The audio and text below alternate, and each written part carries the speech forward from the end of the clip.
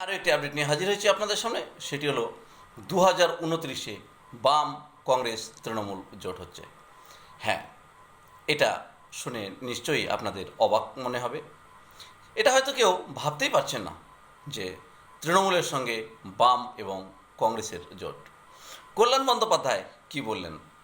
কল্যাণ বন্দ্যোপাধ্যায় বললেন, কার কি ফিলোসফি সেটা পরের ব্যাপার, কে রাজা হবে সেটা বড় কথা নয়, আগে অস্তিত্ব রক্ষার লড়াই। তাহলে বুঝতে পারছেন, তিনি আরও বলেছেন যে সিপিএমের কোনো নেতা নেত্রী তার কাছে অস্পৃশ্য নয়, আর সিপিএমের কোনো নেতা নেত্রীর কাছে তিনিও অস্পৃশ্য নন। অর্থাৎ এটা থেকে একটা বিষয় পরিষ্কার যে একটা জোটের দিকে এগোচ্ছেন তিনি। তাহলে তিনি কি একাই এগোচ্ছেন নিজের বুদ্ধিতে? না, এটা কখনোই সম্ভব নয়। তিনি একা নিজের বুদ্ধিতে এগোচ্ছেন না। হয়তোবা তার যে রাজনৈতিক উপদেষ্টা তিনি এ বিষয়ে তাকে মত প্রকাশ করার স্বাধীনতা দিয়েছেন, আর তাই তিনি এমন মন্তব্য করছেন। কল্যাণ বন্দ্যোপাধ্যায়ের কাছে আগে অস্তিত্ব রক্ষা করতে হবে, পরবর্তী সমস্যার কথা পরে ভাবনা চিন্তা করা যাবে। আগেও বাম কংগ্রেস জোট ছিল, আমরা সে কথা জানি।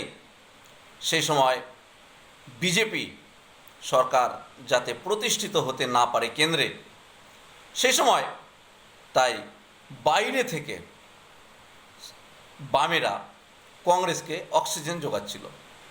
মনমোহন সিংয়ের নেতৃত্বে সেই সময় কেন্দ্রে ইউপিএ সরকার প্রতিষ্ঠিত হয়েছিল, আর তাতে সমর্থন যোগাচ্ছিল সিপিএম।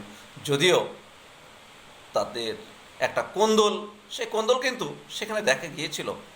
যাই হোক, পরের কথা হলো মমতা বন্দ্যোপাধ্যায় 25শে বৈশাখ সকল রাজনৈতিক দলকে আবার একত্রিত হওয়ার ডাক দিলেন। হ্যাঁ, এবার সেই ইন্ডিয়া জোট নয়, এবারের জোট হচ্ছে পশ্চিমবঙ্গে বিজেপিকে রোখার জোট।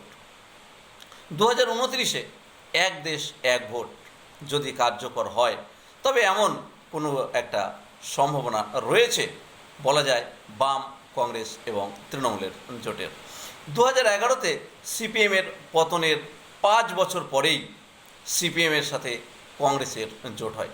আমরা জানি 34 বছরের যে রক্তক্ষয়ী সংগ্রাম কংগ্রেসের সিপিএমের বিরুদ্ধে, সেই রক্তক্ষয়ী সংগ্রাম চলেছিল।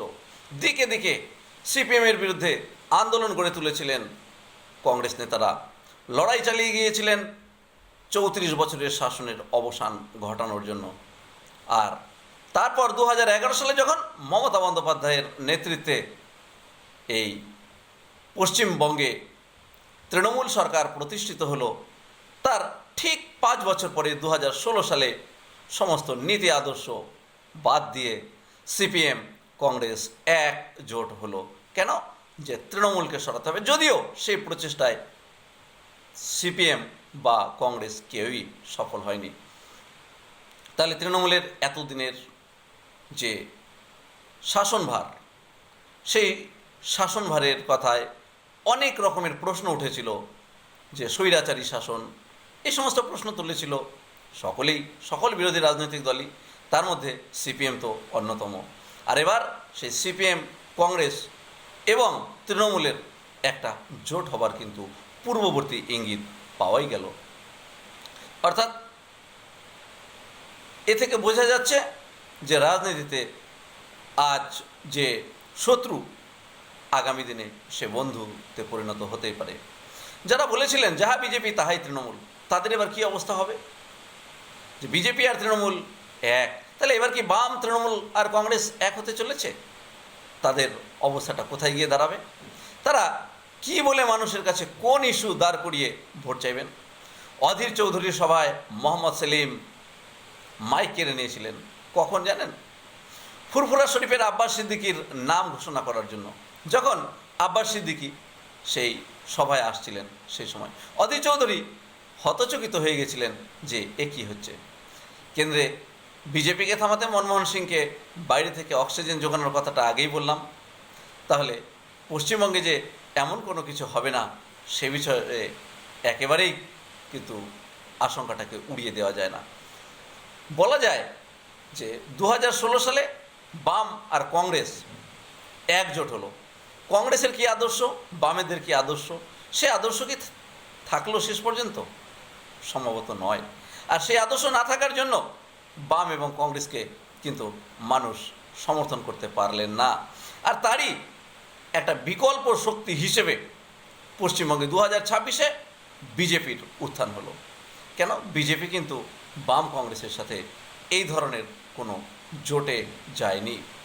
তাহলে বিজেপির লক্ষ্য নিয়েছিল তৃণমূল কংগ্রেসকে পশ্চিমবঙ্গ থেকে উৎখাত করার, আর সেই লক্ষ্যে সফল হয়েছে।